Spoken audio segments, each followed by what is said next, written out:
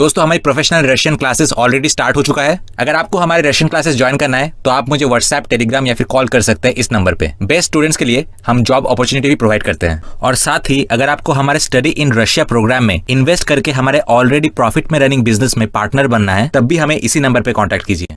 Hey guys, anyone entertainment के नए video में आपका स्वागत है। मैं हूं प्रीति। तो आज हम हमारे कल्चर और हमारे ट्रेडिशंस के बारे में बात करेंगे जो आज के समय में पूरी दुनिया फॉलो कर रही है। जो चीजें हम सालों पहले से करते आ रहे हैं वो आज फॉरेन कंट्रीज के लोग फॉलो कर रहे हैं। सभी को पता है इंडिया कितना रिच है कल्चर में, और जो ट्रेडिशंस हम करते आ रहे हैं पहले से उसके साइंटिफिक रीजंस भी है। तो पहले के लोगों को तो साइंस का कुछ पता नहीं था, फिर भी वो कितने ज्ञानी थे। अब जैसे कि हाल ही में नवरात्रि गया, तो नवरात्रि में हम फास्ट करते हैं। तो ये जो 9 दिन लोग फास्ट करते हैं वो बेसिकली गॉडेस को हम डेडिकेट करते हैं, पूजा करते हैं, डांस करते हैं और दान भी करते हैं। तो ये एक तरह से मन की शांति के लिए ही करते हैं। लोग मेडिटेशन करने के लिए क्लासेस करते हैं। हमारे तो ट्रेडिशन में ही पीस और मेडिटेशन है। गॉडेस का ध्यान करते वक्त, पूजा पाठ करते वक्त मन एकत्रित हो जाता है, एक अलग ही एनर्जी मिलती है और बॉडी और माइंड दोनों प्यूरिफाई होते हैं पॉजिटिव एनर्जी से। लेकिन आजकल हमारे खुद के लोग हमारे इंडियन रूट से अलग हो गए हैं। वहीं दूसरी ओर फॉरेनर्स हमारे कल्चर और हमारे ट्रेडिशन को फॉलो करते हैं, क्योंकि लोग अब समझ रहे कूल बनकर स्टाइल करने में वो पीस नहीं मिलेगी, बल्कि किसी एक जगह मन एकत्रित करने में और ध्यान लगाने में वो इनर पीस मिलेगी।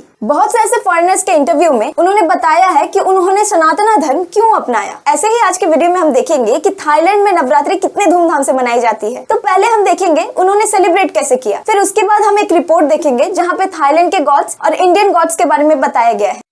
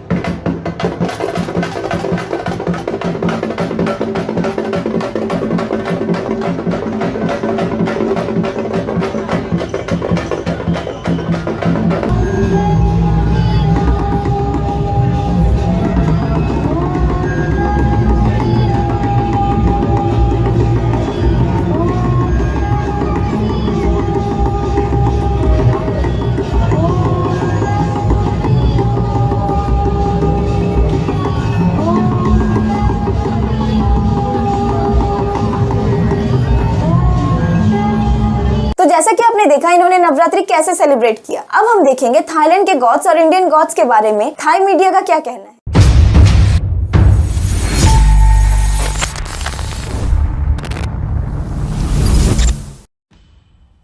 हिंदू धर्म और बौद्ध धर्म द्वारा थाईलैंड में अलग अलग आध्यात्मिक देवी देवताओं की पूजा की जाती है।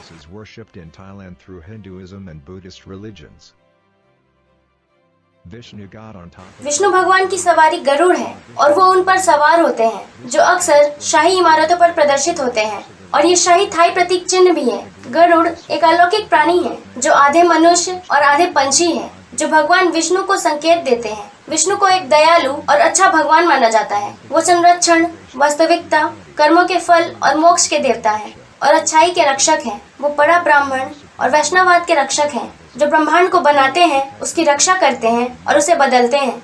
ये नई प्रतिमा उन्हें गहरे नीले रंग, नीले भूरे या काले रंग की त्वचा के साथ दिखाती है और एक अच्छी तरह से गहनों से तैयार व्यक्ति के रूप में दर्शाती है। उन्हें 4 भुजाओं के साथ दिखाया जाता है। उनकी छवि उनके एक हाथ में शंख पकड़े हुए हैं। शंख घुमावदार है और सभी परस्पर जुड़े हुए घुमावदार चक्र अस्तित्व का प्रतीक है। एक चक्र जो युद्ध चक्र है, जिसका नाम सुदर्शन है, जो उनके दाहिने हाथ की उंगली में है। चक्र उनका प्रतीक है जो युद्ध के माध्यम से धर्म को पुनः स्थापित करते हैं और राक्षसों के विनाश के लिए उपयोग किया जाता है। उनकी एक भुजा में कौमदाकी नाम की एक गदा होती है, जो ज्ञान की शक्ति और बल का प्रतीक है, और चौथी भुजा में वो कमल का फूल पद्मा धारण करते हैं, जो पवित्रता और श्रेष्ठता का प्रतीक है।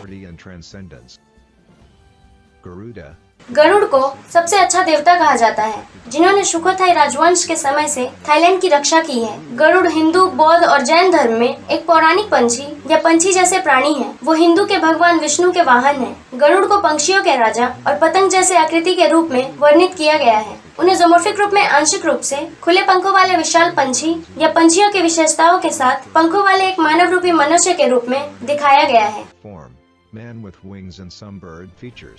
गरुड़ आमतौर पर एक रक्षक है, जो तेजी से कहीं भी जाने की शक्ति रखते हैं, हमेशा सतर्क रहते हैं और सर्पों के दुश्मन हैं। गरुड़ थाईलैंड के राष्ट्रीय प्रतीक भी है और सदियों से थाईलैंड में राजशाही के प्रतीक के रूप में इस्तेमाल किए जाते हैं। हरे भगवान इंद्र को वर्षा और वातावरण का देवता कहा जाता है। उन्हें निष्पक्ष देवता के रूप में दिखाया जाता है, जो 3 सिर वाले हाथी की सवारी करते हैं, जिसे ऐरावत कहा जाता है। इंद्र को एक ऐसे व्यक्ति के रूप में पूजा जाता है जो मानव जाति की भलाई को देखते हैं। भगवान इंद्र को हरे शरीर और हरे चेहरे के साथ दिखाया गया है। उनके एक हाथ में आकाशीय वज्रपात है। कहा जाता है कि इंद्र एक मखमनोप नाम के व्यक्ति थे। वो बहुत दयालु और ईमानदार व्यक्ति थे, जो अपनी 4 पत्नियों और 32 दोस्तों के साथ रहते थे। उनकी लोकप्रियता के कारण गांव के मुखिया उन्हें पसंद नहीं करते थे और उन्हें अलग अलग दुर्भाग्यों में फंसाने की कोशिश करते थे। उस व्यक्ति ने एक बार मखमनोप पर चढ़ाने के लिए एक हाथी को लाने की कोशिश की, उन्हें मारने के लिए, लेकिन वो असफल रहा, क्योंकि हाथी ने मखमनोप की अच्छाई को पहचान लिया और उन्हें नुकसान नहीं पहुंचाया। जब उनकी और उनके 32 दोस्तों की मृत्यु हो गई, तो उनका पुनर्जन्म हुआ इंद्र और 32 देवताओं के रूप में, और हाथी का पुनर्जन्म ऐरावत के रूप में हुआ। 3 सिरों वाला सफेद हाथी, जिसका कर्तव्य इंद्र और उनके 32 दोस्तों को किसी भी यात्रा पर ले जाना था। वर्षा के देवता के रूप में इंद्र थाईलैंड जैसे कृषि देशों के लिए एक महत्वपूर्ण देवता है। थाई परंपरा में ब्रह्मा, जो हिंदू त्रिमूर्ति में निर्माता हैं, उनके 4 सर हैं और उनके हाथ में वेदों की किताब है। उनकी महिला स्वरूप ज्ञान की देवी सरस्वती हैं और उनकी सवारी पौराणिक आकाशीय हंस है, जिसे होंग या हमसा भी कहा जाता है। ब्रह्मा को मंदिर के दरवाजों और बाधाओं का रक्षक कहा जाता है। वो थाई होटल्स के रक्षक के रूप में भी जाने जाते हैं। थाई कल्चर में वो एक अच्छे भाग्य और सुरक्षा के देवता है। शिव हिंदू देवताओं में सबसे महत्वपूर्ण देवताओं में से एक है।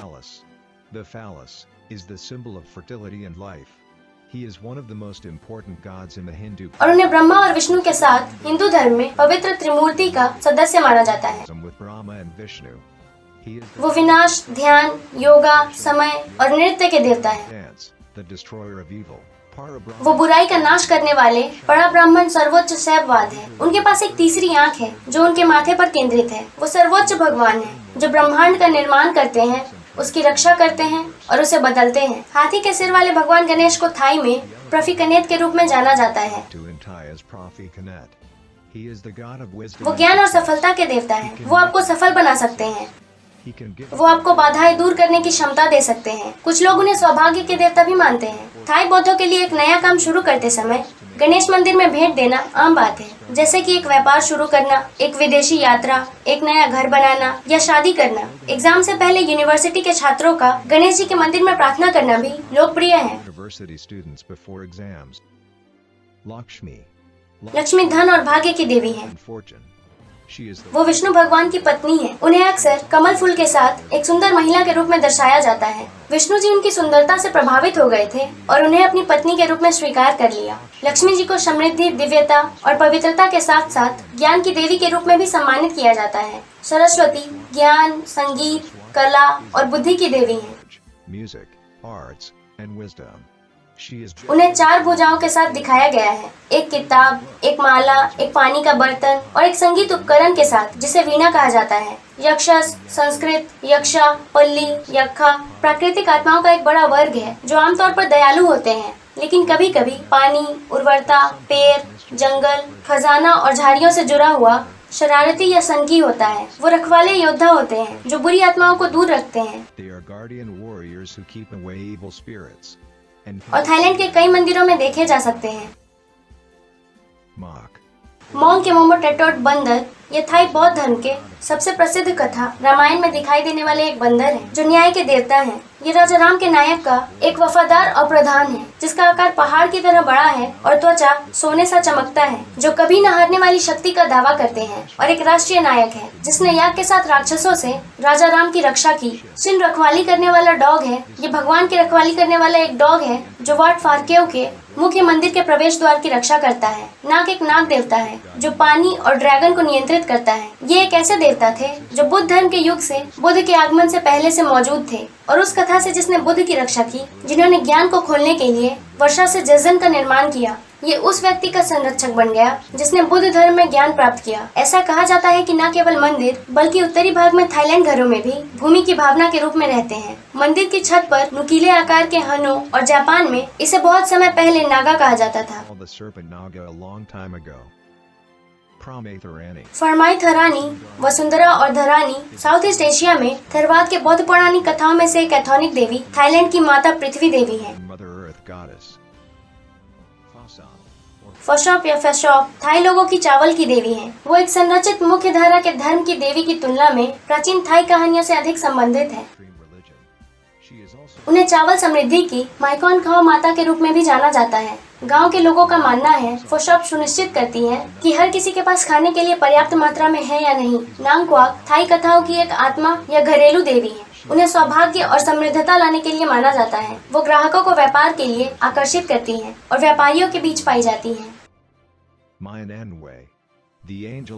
नान नुई विस्पर की एंजल है, जिसे खजाने के रक्षक के रूप में जाना जाता है। उन्हें एक ड्रैगन के रूप में जाना जाता था जो बेटाटोंग मंदिर की रक्षा करती थी।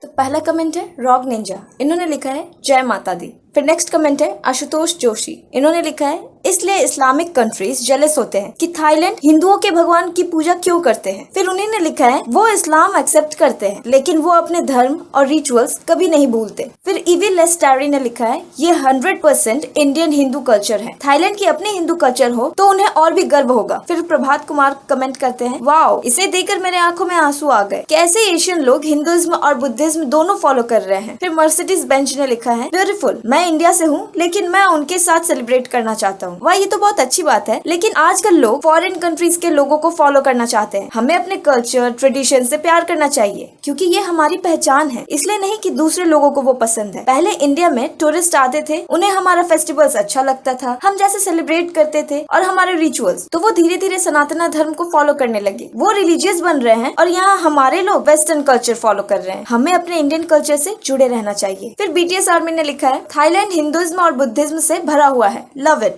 हम सेम भगवानों की पूजा करते हैं। अगला कमेंट है पेरी, इन्होंने लिखा है भगवान बौद्ध भगवान विष्णु के 9वें अवतार हैं, तो हम कह सकते हैं कि हिंदुइज्म और बुद्धिज्म एक ही फैमिली के हैं। फिर नेक्स्ट कमेंट है डकमैन, इन्होंने लिखा है great video, really good descriptions and pictures, very educational. फिर श्रीनाथ लाइनस्ट्रीट ने लिखा है थाईलैंड में और भी देवता हैं, लेकिन एक देवता है जो पौराणिक कथाओं के अकॉर्डिंग थाईलैंड को खतरे से बचाते हैं। इसके बारे में हम अक्सर नहीं सुनते, लेकिन इसकी पूजा तभी की जाएगी जब एकमात्र थाई सम्राट का राज्याभिषेक सेरेमनी हो। इस देवता का नाम है फ्रा शायम देवादिराज। वैसे ये जो भगवान का नाम है ये एक्चुअली में ब्रह्मा जी ही हैं, जिनकी पूजा हिंदूज भी करते हैं। इन्हें सौभाग्य और सुरक्षा का देवता माना जाता है और थाई लोगों के अकॉर्डिंग भगवान ब्रह्मा इनकी रक्षा करते हैं। फिर नेक्स्ट कमेंट है राक्षसी विहाग। वाह, ग्रेट नेम। तो इन्होंने लिखा है वास्तविक बौद्ध धर्म में वेदों और किसी हिंदू देवी देवताओं के लिए कोई जगह नहीं है।